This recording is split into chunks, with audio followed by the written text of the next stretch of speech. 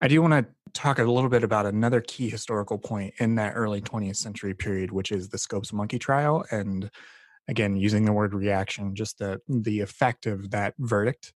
For some time, it was sort of considered as if the fundamentalism went, quote unquote, like underground around that time.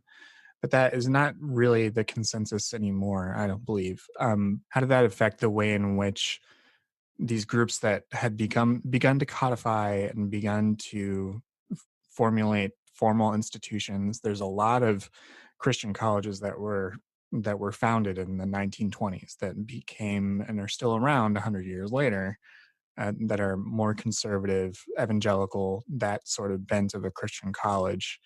A lot of them were founded around that time. How did that particular historical event a- affect that conversation amongst, again, using these broad terms of fundamentalists and more liberal Protestants?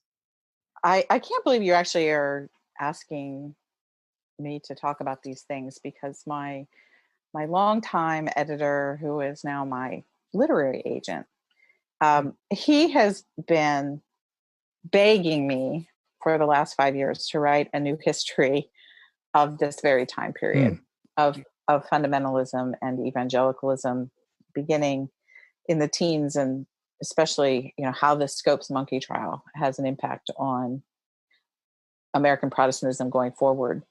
And I think part of the reason why he wants me to write a book is because I am dissatisfied with a lot of the interpretations of what happened. And you named one of them. And one of those interpretations is, well, there was the Scopes monkey trial, in which the professor who taught evolution was put on trial by the state of Tennessee for teaching Darwin, because teaching Darwin was against the law in the state of Tennessee. And of course, John Scopes was the name of the teacher, and he was found guilty of teaching evolution.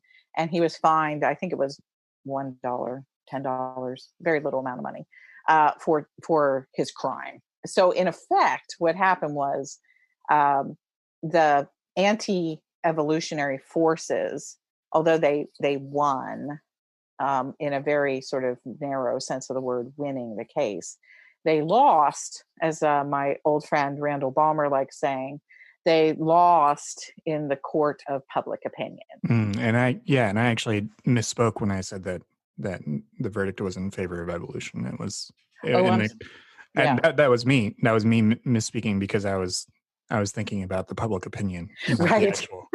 And I was actually so much thinking about 1925 that I didn't notice that you had said that. Yeah, But so that was my mistake. I want to correct that on the air here. and that, of course, is what happened, Mhm. historically. And so what historians have done with that has been interesting over the last almost century now. And one group of historians say, oh well, liberalism won, and then they go on. And if you read a lot of histories of American religion, particularly ones written in the 60s, 70s, and 80s, you would have seen a kind of a triumphal sort of depiction of the liberal tradition in America. And that begins to kind of get all messed up, with Jimmy Carter getting elected president in 1976. It's like people said, well, wait a second, where'd this come from? Evangelicals, some Southern guy who's talking Jesus, and what, how, and so the narrative was liberals won and fundamentalists went away. Well, then the narrative became, well, hey, liberals seem to win. Where did these fundamentalists come from?